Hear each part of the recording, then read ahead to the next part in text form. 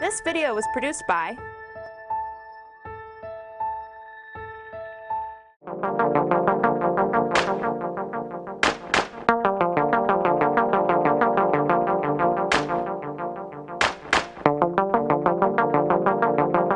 All right, well, thank you for coming. Very exciting day today. In some ways, an unveiling. This is Dawn McCusker from the School of Art, Design, and Art History. Yeah, that's right. Yes, Right, School of Art, Design, and History. You are part of it as well. And she has, over the last several years, she's a graphic designer extraordinaire and superb teacher. And over the last several years, she's been, I won't steal all of her thunder, but she has been thinking about how people who work on books might be able to get together on this campus and create something collaborative. And so we'll probably hear more about that later.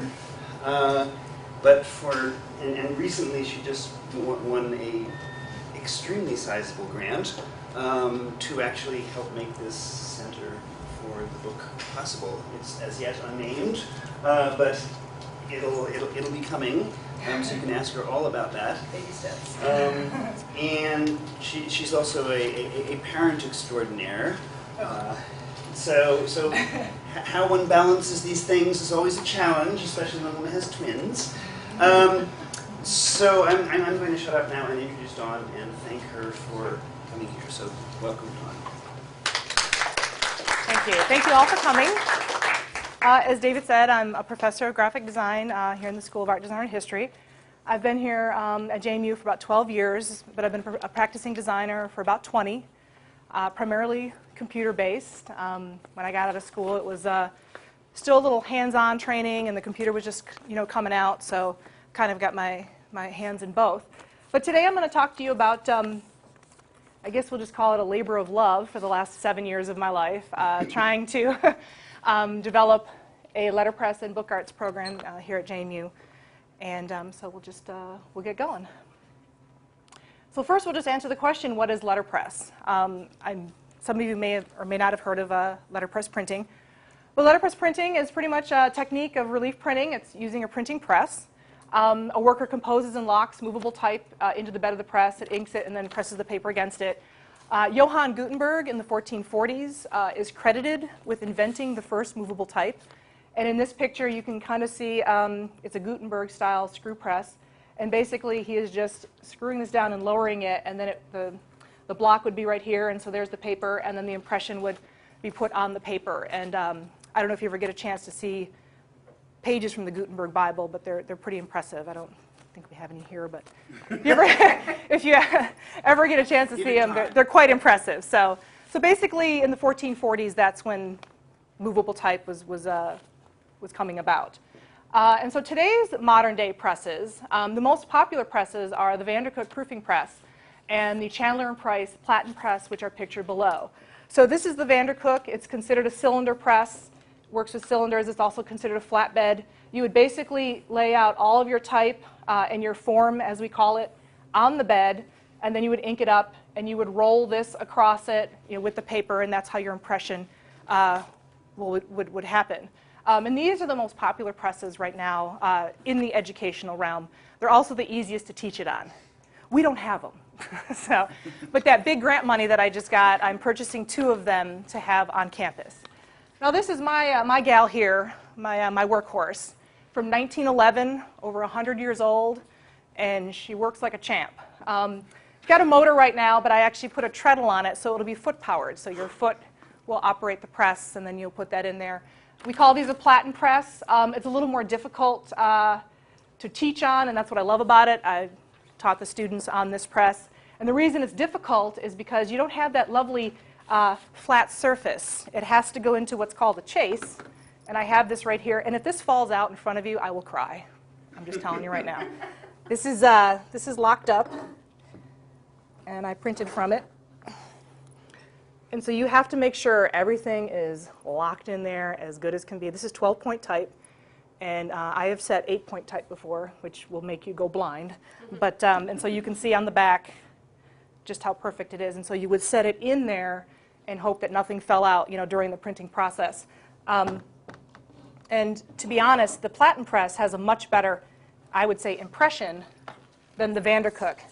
But as you can imagine, teaching students on that, because the posters are real big, everybody likes to do the big posters and such. But we will have 2 of those presses on campus, as well as my old faithful there. She's going to come to campus. And there's also smaller presses. They can be as small as 3 by 5 and up to 19 by 22. And what that size is relating to isn't the size of the press. It's not a 3 by 5 press. It's the actual printable size that you can get an impression on. So a 3 by 5, people use that all the time. They make business cards, they make postcards. There are ways to actually get some nice imprints on it. And then obviously a 19 by 22 would be one of your Big Daddy Vandercooks, like right there. And then, so what is an artist book? Well, the term artist book is actually from the late 20th century. It still relates to book arts, and book arts in the traditional sense of, chapbooks, and in this regards, where we have the pages, and, this is, I would say, a traditional book from the Roycrofters, the American Arts and Crafts movement. But an artist book is pretty much a work of art realized in a book form, and they can take all different shapes and sizes. We have some great examples, out here in IVS, and here's just some examples that I pulled from the internet. And a lot of the artist books incorporate letterpress printing, a lot of printmaking and silkscreen, a lot of photography, and then also a lot of hand paper making, making all the paper, doing the whole thing. Everything is by hand, designed, authored, you name it. And so that's what artist books and book arts are all about. So I'm going to give you a little bit of my theory as to why all this has come about. Because in the art and design community, this has just exploded over the last 15 years. Letterpress and book arts and everything by hand. Back in the 80s and the 90s, you couldn't pay people to take these presses. I mean, they were pretty much scrapped, and it saddens me because now, they're pretty much it's $15,000 for one of those. And they're very difficult to find, and people are refurbishing them and then that sort of thing. So, but back then, they didn't want it. They wanted the computer. That was the latest thing, and this was, going to the wayside. So it's kind of interesting as to how this has come about again. And so my theory is I compare it to the arts and crafts movement in the late 19th century, early 20th century, founded by William Morris and John Ruskin. And in that, it was formed because they were upset with the Industrial Revolution. They were upset with these mass-produced items that were coming out of the Industrial Revolution. Nothing was taken care of. Everything was, sounds kind of familiar, doesn't it? Are we, all the cheap stuff we buy now. So William Morris and John Ruskin, they formed the British Arts and Crafts movement. And these are all logos from those guilds that they formed. You got the Kelmscott Press. This is actually the Roycrofters. This is the American Arts and Crafts movement from 1895, and that was, I think, in upstate New York that was founded. And actually, this book is, it's got the Roycrofters logo on it. I found it in an antique place in Kansas City. And all the paper is handmade by Dart Hunter, Albert Hubbard. They were some of the founders of the American Arts and Crafts movement. And you're more than welcome to kind of take a look at it. But everything is, made by hand. Dart Hunter is a very famous paper maker. So in an analogous fashion, I feel like, we're kind of protesting all this digital technology. I want to go back to the handmade. Etsy, you think about it. Everything on Etsy, all this handmade goods, and kind of shunning, what is going on with these cheap-made products and such. But the weird thing is that the computer has actually helped save letterpress. And it's not to say they both can't coexist, because that's what they're starting to do. They're starting to coexist. And I'm not trying to demonize the computer, because it's changed graphic design as well. And here are some pages from the American Arts and Crafts movement, from Roycroft Printing Shop, the Guild Hobby Horse. So a lot of linoleum block, a lot of hand setting of type, handmade paper. And being a graphic design professor, I've seen how the computer has changed what's going on for my students. Your BFA degree, you start off with these foundation courses, and you're making everything by hand. And then you get into graphic design, and we're sequestered to a computer lab. and I can't figure out why. Because we still make things by hand, but you're taught that the computer is the tool that you need to use to finish everything. And that shouldn't be the case. It shouldn't be you finish your file, it goes off to a commercial printer, and you forget about it until the box arrives and you open it up and there's the book you worked 6 weeks on. So for me, seeing the students work in the letterpress studio, work in the book design classes that I have, and just seeing the engagement they have, it's kind of like they come alive. They're starting to have a camaraderie, work together. And it is something that is missing right now. Let's face it, you all go home with your laptops and you work at home watching your TV, you pet your cat, whatever. And there's no communal studio anymore for graphic design. And so that's what I love about this. It's getting us back into the studio and getting us back into the handmade. And one of my favorite quotes is from Bruce Mau. He's a really well-known designer, multidisciplinary designer up in Toronto, and he wrote a book, his Manifesto Lifestyle, in the year 2000. And he talks about how we must realize that an engagement with the past is a necessary step to propel the future forward. So growth is only possible as a product of history. Without memory, innovation is merely novelty. History gives growth a direction, but a memory is never perfect. Every memory is a degraded or composite image of a previous moment or event. That's what makes us aware of its quality as a past and not a present. It means that every memory is new, a partial construct, different from its source, and as such, a potential for growth itself. And so I look at this like going to the past and bringing it forward so that we can move forward into the future and figure out how to use it, as a tool and as a vehicle for expression. And this is actually something that I designed. I took the quote. I was at a workshop at Penland School of Craft 2 summers ago. And so here you see, this is my type setup on the Vandercook. Here's the wood type, and then here's all the metal type. And so in the middle, and then I have the poster right here that you can see. And you can take a look at any of this when you get a chance. And it's very extensive. I mean, it takes about 2-3 days of prep to do 20 minutes of printing. It's a lot of process, and that's the beauty of it. We got to teach you guys how to enjoy the journey and not worry so much about the outcome, because the outcome's always going to be a little different when it comes to this kind of process. And so I want to just explain to you a little bit about how I got started in this. And back in 2007, I had an artist book residency at the Women's Studio Workshop in Rosendale, New York. And when I applied for it, I wasn't really sure what I was doing. Let's face it, graphic design, we work in an office studio. We're not really big, residency people. That's not kind of what we do. So I applied anyway, and this is a book that I did in graduate school. It's called The Prairies. It was an assignment during one of my classes. And basically, I took a poem from William Cullen Bryant. It was based on the prairies. And I designed this book, and I used the poem and explored some concrete poetry, how to visualize the words using type, and I used a musical form. And it's a fine project, and I used it as the basis to get the residency, But I realized as a project, it is what it is. It was more looked at for my process and my concept and how I was thinking, because that's what my professors cared about more than the actual outcome. It's a fine book. I have it, up front. But then, so I submitted it for the residency, and it's funny because when I got the acceptance letter, I was so excited, and then I went, oh my God, I have to make 70 to 100 books by hand in a year. And then I said, yeah, did I know what I was getting into? No. I did. I freaked out. I thought, oh my God, there's no way I'm going to be able to do this. But I had a year, to prepare myself.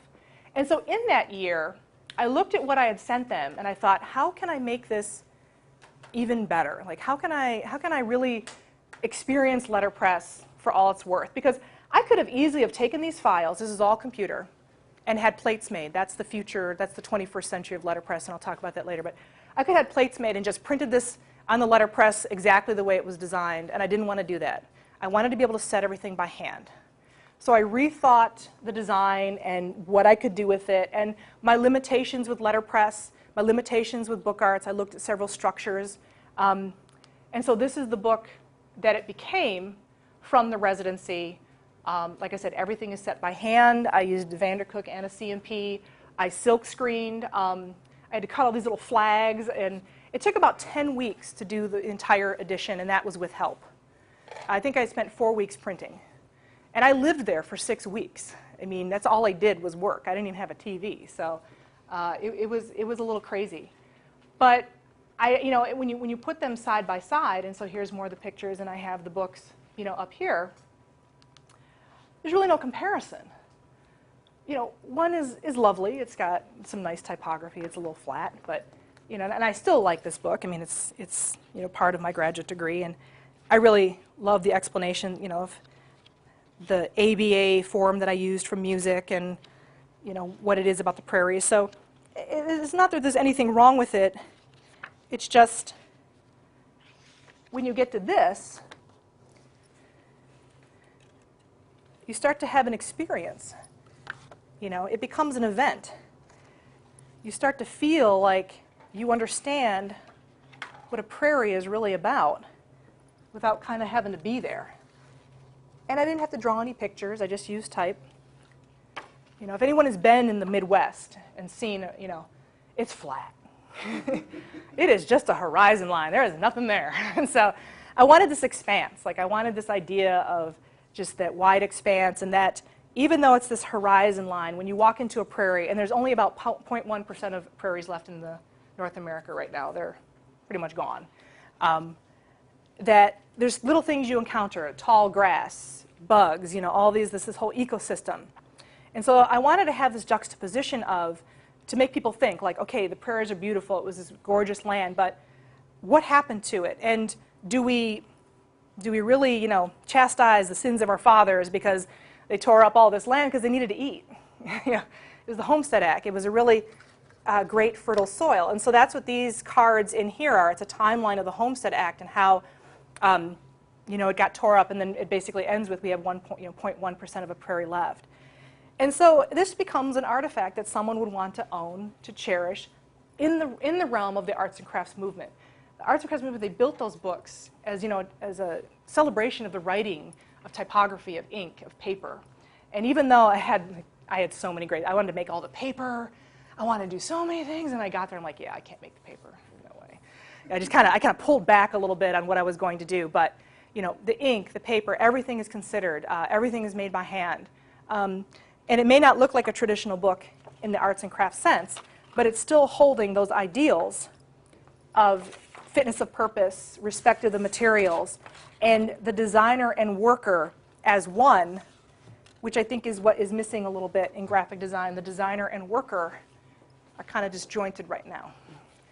So that's how I got started. And then I'm like, hey man, I need a letterpress studio. Yeah, because that's easy to do. So my friends at Women's Studio told me about a guy who was giving away his press, and she asked me, if I wanted it, and I said, sure, I'll take it.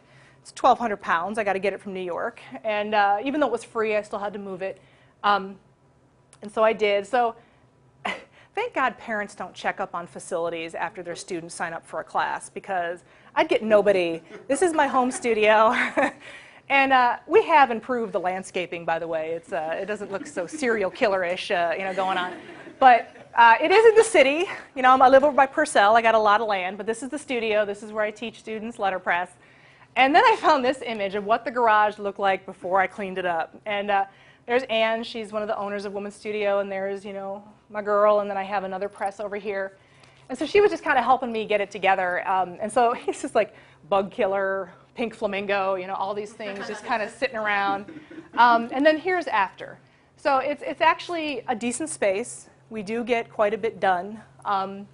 Here's a couple of the presses. This is an older photo, and I have purchased more equipment. And this right here is called the LinoScribe proofing press. And this is actually sitting right here, so I do own that. When I first started, I just had the 2 presses, and in the last class I taught, I had all 4 of these presses. So I have accumulated, and this is all my money and donations. So this is not anything coming from JMU. This is just all me. And what's interesting about this LinoScribe, is that I got it from a gentleman in Michigan, but what those were is that businesses, like department stores, would have them on hand so they could print their signs right away. So I have all this like girls section, boys section for sale, all this kind of type that came with it. That's kind of interesting. But yeah, they would set up their signs, and they would just ink it up, pull it across, and they'd make their own signage, for the department store. And that was like in the 1960s that was going on. So there's nothing in here that's past the 1960s. My oldest is the 1911. And here's another shot. I had to keep the window defroster and the bug wash stuff in there, you know, so the students know that this is my house. You can't hurt yourself. I feel bad that I have no videos of the students working, but I thought I need to make sure I keep my house, because if anything happened, like, the university wasn't going to be responsible. So I took a lot of chances working out of my home, but I think it was worth it. I really think it was worth it. So I just had stills, but here's more of the working space. Here's my 2 cabinets of type. I've accumulated a lot more. This is like the lockup section, and then an inking section over there. Here's all the furniture that the students can use, and we have paper in here. And so it worked out really well, and I didn't build all that wood stuff. That was in my garage. I'm just kind of lucky. My husband can't wait for it all to be gone. He's like, he wants to do his woodworking, so yeah. He's like, when is this going to campus?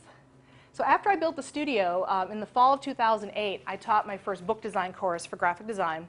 And these are just a small selection of them, and I have more images near the end. And so I gave a flip book, which was actually a pretty fun project. We have a 5 senses book. Students could pick topics, 5 senses, superstitions.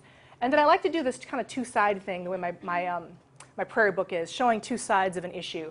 And so this person chose DNA, and you can see the nice little wood boxes. So these are all graphic design majors. It has been taught since 2008. I just have not taught it. My colleague Sang Yoon has taught it. But I will be teaching it next semester, so I'm pretty excited to be teaching the class again. And then also in 2008, I had the Women's Studio Workshop founders here. They gave a lecture. We had an exhibition. And we had a 1-day papermaking workshop. We have a Hollander beater for papermaking. It's been in storage. It will come out eventually, and we're going to get another Hollander beater. But so here you can see we were just using small bins to put the pulp in. What's a Hollander beater? A Hollander beater is what you put the water and the cotton fibers, and it pulps it all up, and it makes the pulp so you can pull and make the paper. So churns it around, and it makes it real fine. I'm kind of doing some interpretive dance here, but so a Hollander beater, that's what it does. And so you can see Tanya, and they had a great time. And then all we had to do was, like, this is all plexiglass. And we went to the local glass place, and we dried the paper on the plexiglass outside on the studio center. We were just making small sheets. So we'll actually try and figure out how to make bigger sheets. But we own all this, like the decals, which is, what's a decal? A decal is this right here, the decal on the screen. So when you pull the paper up, when you pull a paper, the pulp goes in the middle of the decal, and then you pull the decal off to kind of cooch it. And I know that it's easier to show. I apologize. So we had paper making, and then my inaugural class was May 2009, and then I had one in May 2010, and then my last one was May 2012. And now the School of Art, Design, and History purchased my studio, and it will no longer be in my garage. It'll be on campus. So I'm very happy. But you see, like, the kids are working together. It's amazing when the type hits when the ink hits the type for the first time. They're so excited. They're cleaning the press. They're respecting the materials. They're respecting the equipment. These are all very valuable lessons, to learn. And so the funny thing is, I'm going to show you a video real quick. Oh, we didn't show oh, well, that's okay. We don't need to show the hours, but show the WHSV. So one of the students in May 2009, she's like, yeah, my roommate is interning at WHSV. Madison University are getting a look.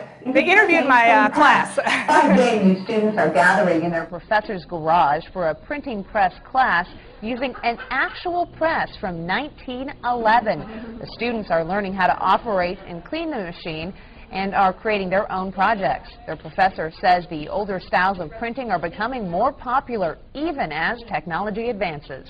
The ability to get off the computer. This generation is a technology generation. It's all they know. And to really become, I guess, more strong in process and concept and creativity, you can't just click a mouse and instantly get great design. The class will likely remain a summer course until the press is relocated to JMU. JMU is one of about 20 universities with this machinery. Slow day for news, people. I'm telling you right now. I cannot believe it. My student was like, yeah, my roommate, she interns. You want to know if they can come over and interview? And I'm going, I hadn't showered. I'm like, I'm going to go shower real quick. Nobody hurt themselves. So I go running up, and I took a shower. And we were on the 6 o'clock news, so it was kind of funny. And we only had one press that year, you know, and we did a lot of stuff with it. And it's amazing what you can do when you don't have a ton of options. You know, you can really make it work. But yeah, so I just like, where do I live? Harrisonburg. I'm on the 6 o'clock news, you know, with the printing press. So that was interesting. But so just to show you some images from the letterpress, all type is set by hand. We're not using any plates. So basically, what I have on hand, the students use.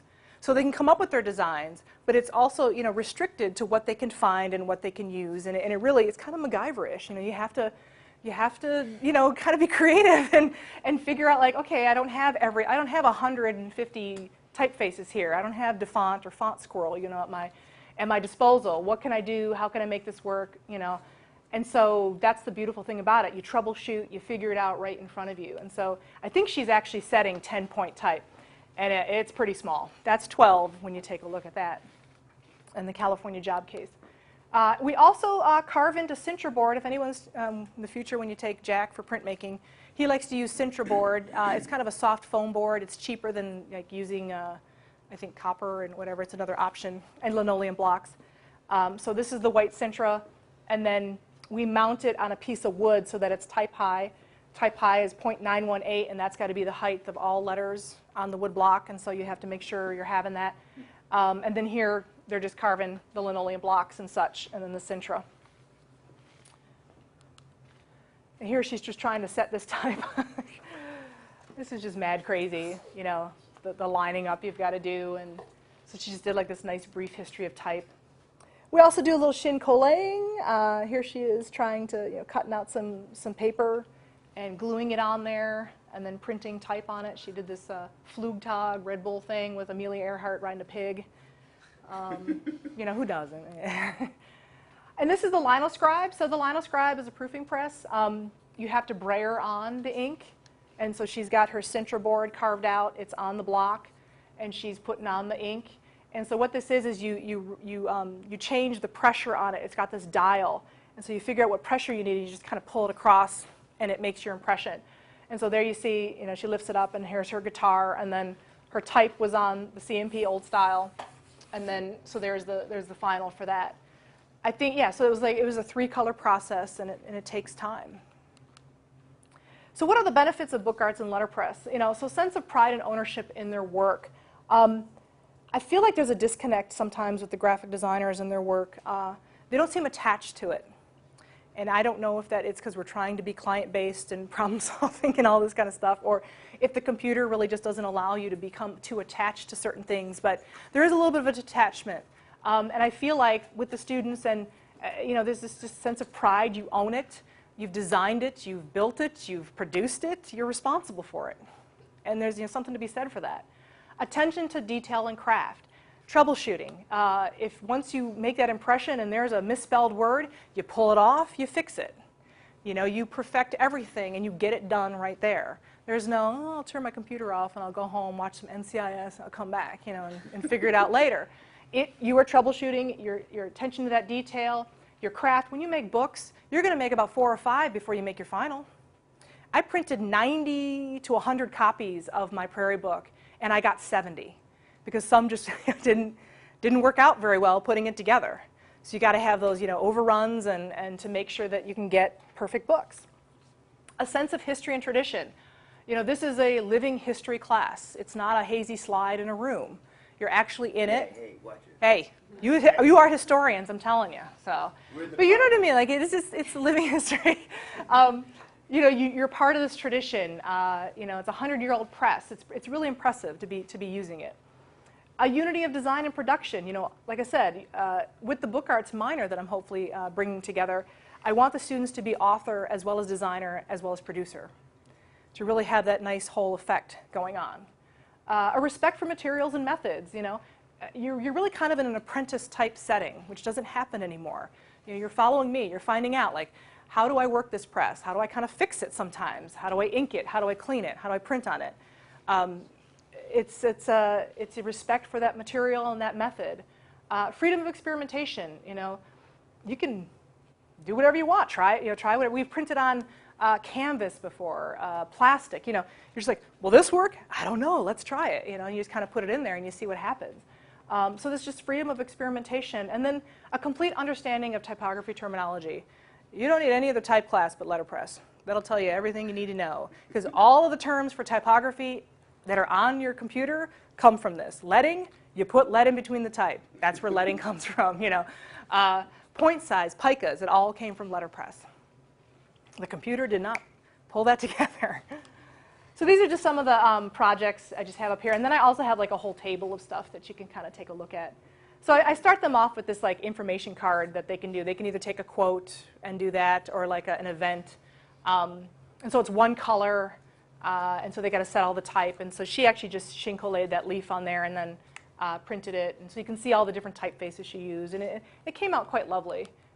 Here's the brief history of type. She made the little envelope, and then she has the little, that's from the very first class. And that's impressive with only one press working that she was able to do that. Here's your Flugtag, which is funny. I'm sorry, but you know. Then we have the DIY cupcake. She actually just Shinkole'd tissue paper, and then she carved out of the center of the cupcake image, and then she letterpress the type. This is some of the work from the last class. Swap meet, she was actually taking my letterpress in the morning and then Jack's printmaking in the afternoon. And so she would do the printmaking, that's what this stuff is, in the afternoon, and then bring it in the next day, and she would put the type on it. And one of the things we do is we use transparencies to register things. So as you can see, we have the transparency there, that's that clear stuff. We print on it, and then we put the piece underneath it so we can figure out where it needs to go. And then you mark it, you put your holders in for the paper, and then you get a good registration. It's the poor man's way of doing things. You know, but it works. I mean, that transparency is a great way to make sure you're lining things up. So the wasabi, he did all the lino cut on this, and then you've got the type, and then there's a nice hot pink letter forms there. And then this is from my book design course. I gave a project where they had to read Italo Calvino's Invisible Cities, what a great book, and choose a story and do all the photography based on the story. So choose a city, photograph it, and merge the type with the imagery. And so this was the student's solution, a nice flag book, all her own photography. And so fabric covers, concertina spines, a flag book, and it's all digitally printed. And then I also, like I said, give superstitions. They can pick urban legends, or they can pick old wives' tales, or the six senses. You wouldn't believe some of the things these people find, like that are urban legends or superstitions. And so this one picked like the babysitter, you know, the phone call. Why haven't you picked it, checked on the children, kind of thing. And so there was all these like urban legends. And so this is a accordion fold with fat paper covers over the binder board with pockets. And this is the two sides. She chose, I think, the one-child policy in China, a real lighthearted book. Just kidding. But so it's a stick binding. It goes right down the middle, and so in the inside is, I think, concertina, and these fold out. I wish I had like a better picture of it. It was actually a very impressive piece. And then this one was about Egyptian superstitions, and so she found this really cool paper that was looked like it was made out of papyrus or something. And so she made it all based on Egyptian superstitions. It was a lovely book. And then this one's always one of my favorites. She silk screened everything. You know, some of them are kind of silly, like a hat on the bed is bad luck. Who knew? So they found all these really interesting, you know, superstitions, and they put this together. So she silk screened all of that. And so I'll be teaching this, like I said, next semester, and I'm really excited about it. Okay, so what is the printing in the 21st century? Well, plate making. So this over here is the photopolymer plate making machine, and we will have one of these. And there's basically drawers in here, and you take the plate through a process, and it's like a photo exposure process. You have to have like a red light. It has to be dark when you pull out the material. And you can use any computer file. You can carve into Rubylith. I'll have Rich explain Rubylith. I can't seem to remember that. It's an old school graphic design thing we used to use. But, and it produces a plate. And so these are two examples of photopolymer plates. This is actually the colophone from my Prairie book. And they can put them on metal. And you can get a magnetic base, which is what I used. And so the metal backing, you would put it on there, and then you just roll it over there, and you're good to go. So this is just a computer file. This was actually made from the Ruby Lift, which is this right here. I carved out of that. And so this is just a sticky back. So you just put like this sticky stuff on there. You put it on the base, and you're good to go. And you're more than welcome to feel this. But it's just got a nice raised surface. So welcome to the digital age, you know, for letterpress. And then there's also what we call magnesium blocks. And there's several places around the U.S. that do this. And this is what the magnesium blocks look like. So they come already mounted to wood. Or I think you have to select that. But you have to oil it and keep it in a tight container, or it'll start to oxidize. But you can get a really great impression from the magnesium plates. If you just have like kind of a one-hit, like these are the reply cards for my wedding, I didn't need to have, you know, a long-term solution. So I just it was just easier for me to do the magnesium. But and you can take a look at these. And these were all just from a computer file. So that's how letterpress was kind of saved, you know, because these technologies, the computer is allowing us to keep it going. So what is the future of book arts at JMU? All right, so currently I'm working on a 21 credit hour book art minor. That's going to be between the School of Art, Design, and History and the English department. I can't show you the curriculum today because it's still going through the process of being approved, but it looks like it will happen, and so it'll have a nice balance between art classes and English classes. You will have to take a writing course. I'm developing 3 new classes for it, a 200 level book art course and a 400 level. The 400 level, you'll be making a limited edition book, and hopefully one edition of it will go into the library. There you go. Let's build that special collections. I haven't talked to y'all yet, but that's my goal. So, and other schools have done that. You know, when they have these limited edition books that students develop, one goes into the library as part of the permanent collection. So, but I'd want you to write the story, design it, produce it.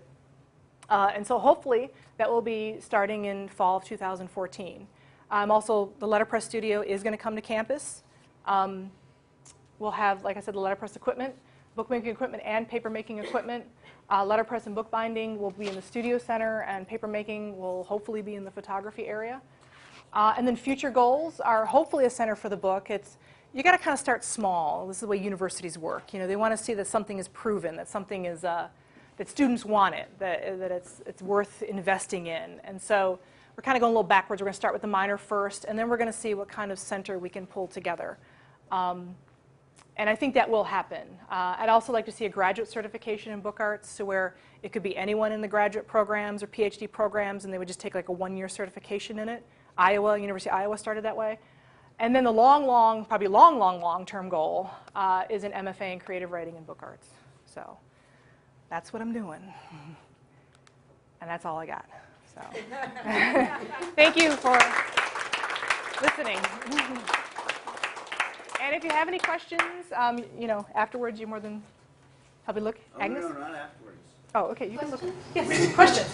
It's a studio oil-based or water-based ink? It's, I believe, water-based ink. Yeah. And I'm still finding ways for safety on this. Initially, what we do is we use Crisco, believe it or not, to get the ink off of the rollers. And then we'll use what's called California wash, which is safer than mineral spirits, but it still has a little bit of an odor, to get the residual ink off of the rollers. So, I mean, like Mills College, they use isopropyl alcohol, like 100% alcohol, to clean the ink off of their type. I haven't tried that yet, so I'm still kind of investigating safety issues, but I think bottom line is you need to have some ventilation going on. But the Crisco actually works.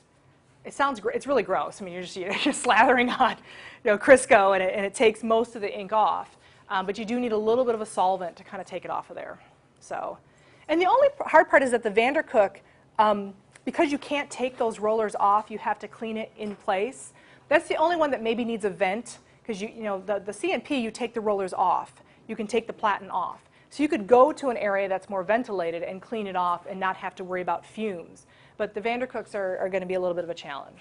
So, I've been doing this for 3 years, investigating looking at programs and seeing how they work and how much equipment they have and what we need. And yeah, I mean, the grant, you know, is over $70,000, so I have a lot of wiggle room. But $30,000 of that is spent on 2 presses, so stuff's not cheap. And you know, but they did buy my studio, which is awesome. And I get to get my garage back, so it's nice. Any more questions? Anyone?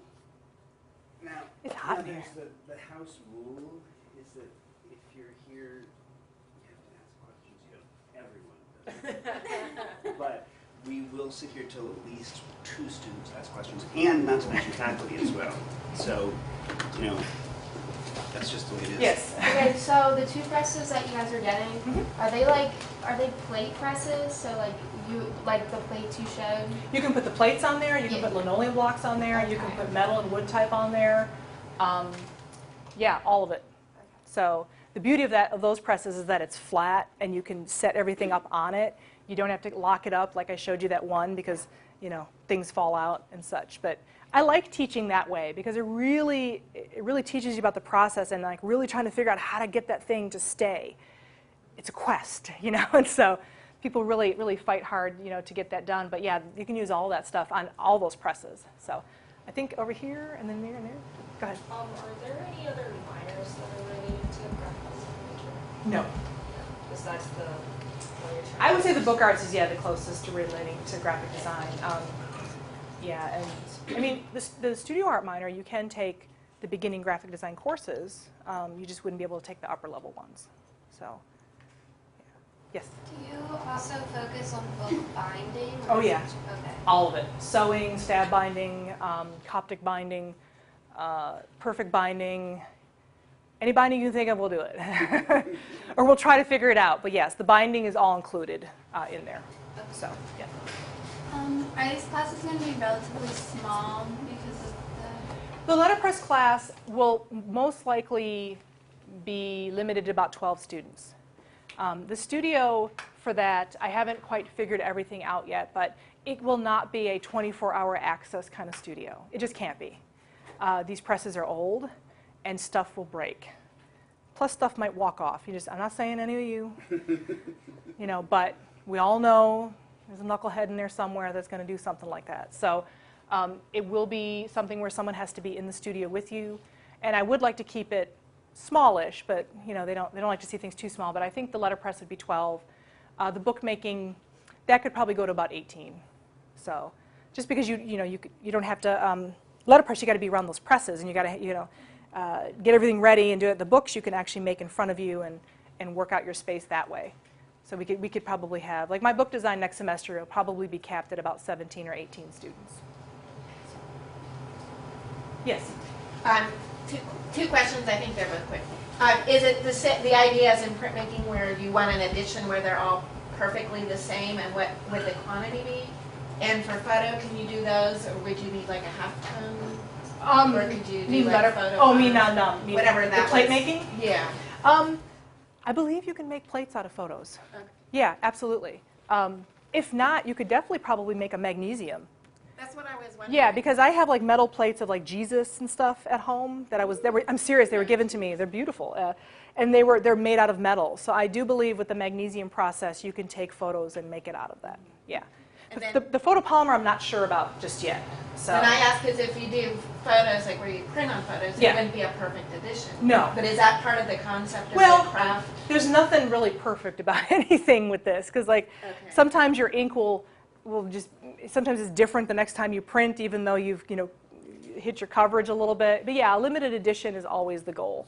For posters, you want at least a limited edition like 25. Once you have everything set up, it's so easy to print off as many copies as you would need. It's just the setup.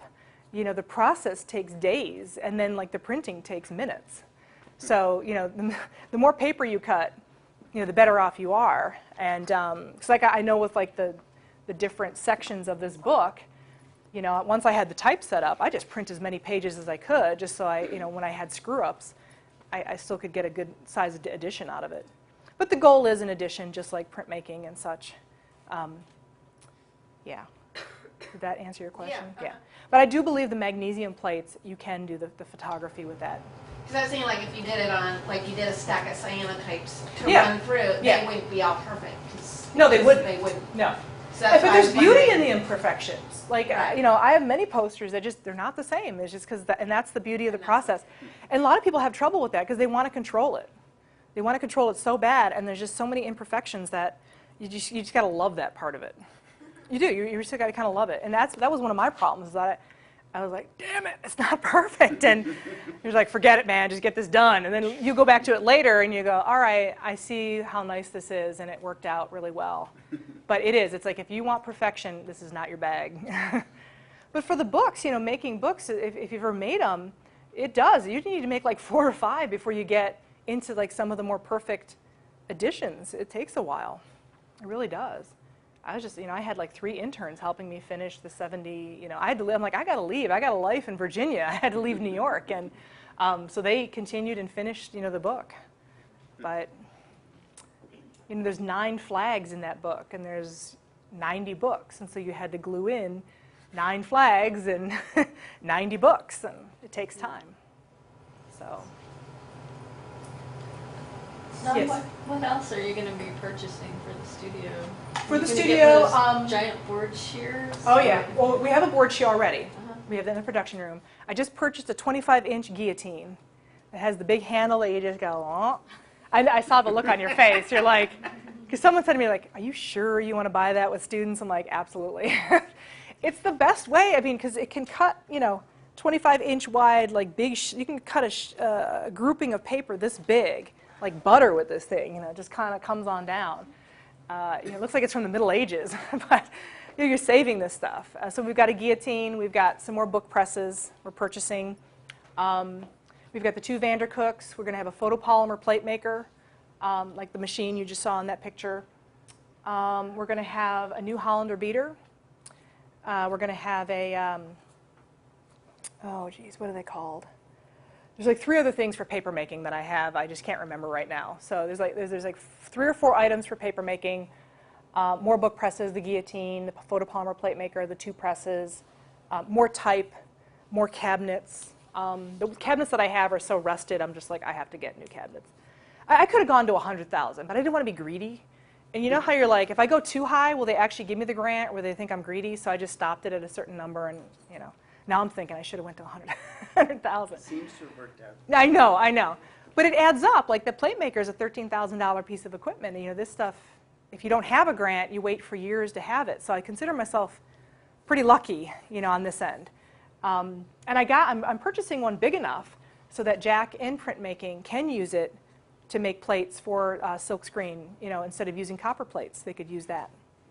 So that's, someone's like, yeah, that money's not going as far as I thought it would. Well, I'm sorry, I'm sorry we're not in the 90s where people begged you to take these things out of their homes, and now it's very expensive. And so you can see some of my wood type that I have. And okay, here's Jesus. He's right here. And I meant to bring him, actually. It's a lovely plate. And so you can see that's a metal plate, and that's an image, of him. And there's a bunch of blocks in there. My uncle used to work for Deluxe check printers. When people used to actually use checks. And companies used to personalize them, and so they would have these little blocks, and they would print them on the checks. He gave me like hundreds of these things. And so I had like a cow. And so a student of mine made a thank you that said, "Moo, thank you." They're just kind of using these little blocks for something. There's automobiles, planes, and just a lot of fun. Here, this is just the Sintra carving of the linoleum block, and then the type over it. A poster, and then, real quick, she drew the map out for an invitation. We even printed on envelopes, and it just had a real good time. And there's nothing perfect. This student really hates this poster, and I'm like, there's something lovely about it. I love the effect that this gave, that it wasn't perfect. You feel the raised letter forms on the back. You just don't get that, with the computer type. Here's the Wood Brothers invitation. So she carved it out first. She did 2 carvings. She has to have the beige carving, and she has to have the red carving. And then she has the type that she set up. The silkscreen swap meet. Silkscreen is the white, and then everything else is the typography with the letterpress. She did this adorable little silkscreen envelope for the invitation. And this is in a garage. So. There's just a lot of little things that you can do. Here's a book that one of my pieces in here. This is from when I was at Penland School of Craft, but just This is all low relief printing and then letterpress on some of them. But we can go into this way of folding paper and putting this book together this way.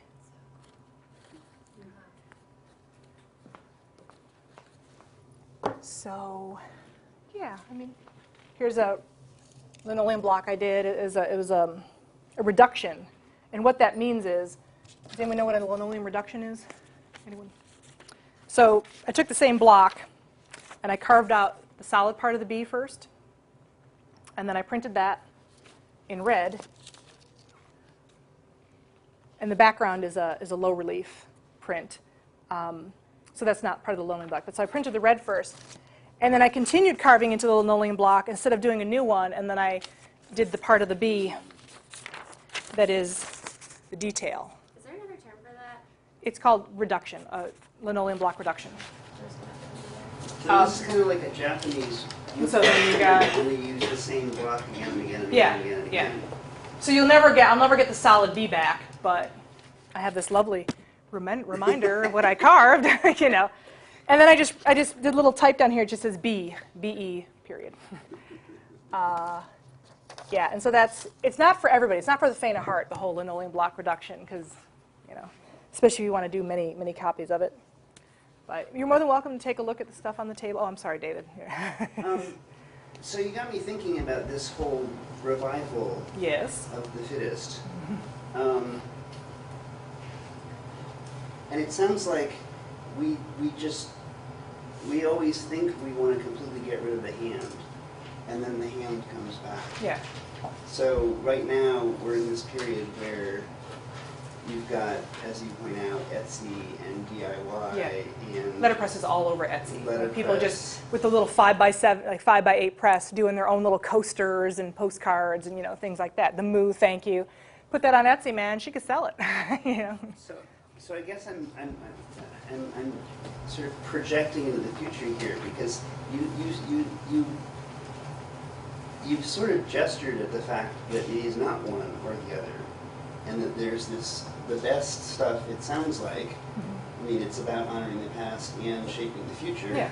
And ideally, you would take these two things and somehow blend them together. And I'm just sort of looking back, using your same analogy, and thinking, okay, so there was around 1890s, there was arts and crafts, and then came Cubism. And I'm just trying to think, like, how do you see these two sides, the mediated experience of the computer and the handmade coming together? Well, I mean, they already are. To me, I really don't want to. If I don't have to use a lot of plates, I won't, because I feel like I'm cheating, you know, by using the computer and designing my traditional way of, you know, that I've known for 20 years now. I want to be able to just kind of see what I have at my disposal and what can I come up with. You know, that's what I did with the poster, which I didn't finish. I worked on this poster for a year, people. I could not finish it. That's just how crazy my life is. I couldn't finish it. It's right here, and I did not finish it. But you know, I based the design. You have high standards. Well, based on the design on the computer, I kept it to what I already owned, and so that kind of, you know, limited me what I could do. But for people that really want to use this process, I mean, I know of design firms that actually have a Vandercook in their studio, and they design wedding invitations, or they design invitations or things like that for people, cards, and then they print it themselves. Because they can make plates out of anything. They can design whatever they want on the computer. They can go and send out for the plate.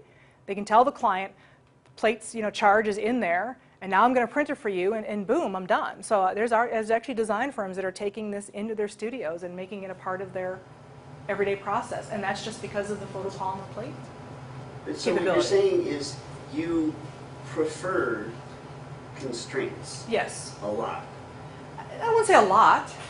You know, if I wanted to do something that was really like a pattern that I really wanted to print, and I didn't want to have to do the linoleum block, I would probably make a plate of that, a pattern, something circular. If I wanted type to be a little more expressive and not maybe so rigid, shall we say, then yeah, I would make the plates.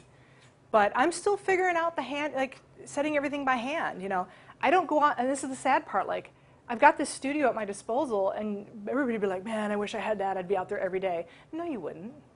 You can't. There's no way you can. Life doesn't work that way. And I'm bummed because I'm losing my studio. I mean, I gained some money, but I'm losing my studio, and I don't think I really used it to my advantage. I loved teaching in it, though. And maybe that's the point. Maybe I am meant to be the letterpress educator and not the big letterpress doer. I don't know.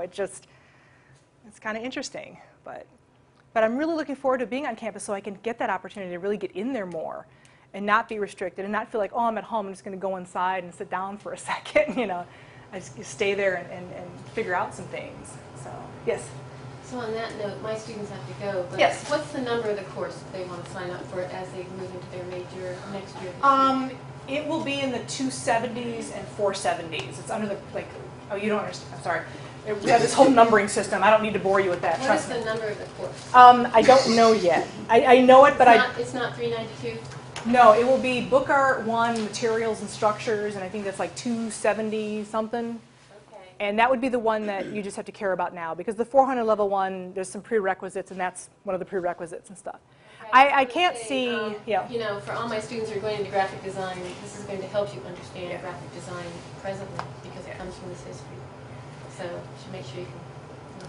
Now, I'm hoping it'll be offered in fall. It will for sure be in spring, so you will all be here, so don't worry about that. So they'll be around. Yeah. I'm still, letterpress will not be for fall. That I need to get figured out and in the space, because everything won't move into the space until August. There's no way we could.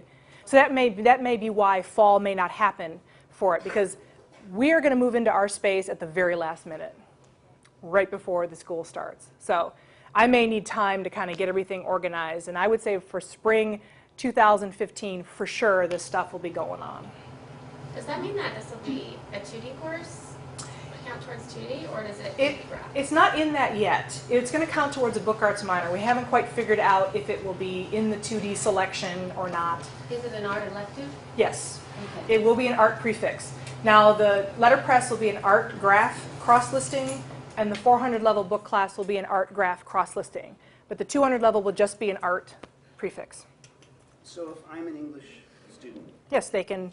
can I sign up for the class that you just described? The prerequisites are 102 and 104. So as long as you've taken those two classes, you can take this beginning book class. So yeah, this is open. This minor will be open to anyone on this campus.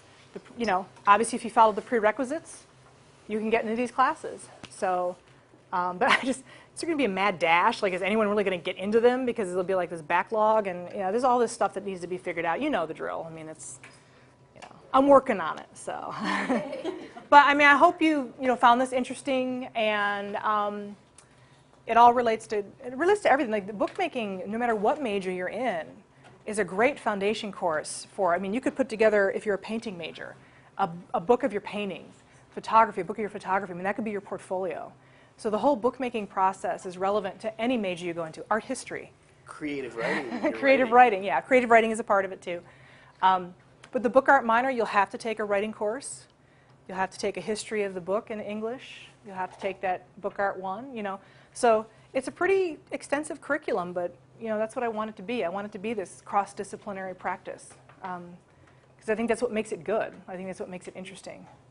So. Makes it rigorous, too. Yeah, it makes it rigorous. So, but thank you, everybody. I appreciate it. And thank you, students, for asking questions. Yes. Thank you, Mom. Thank you.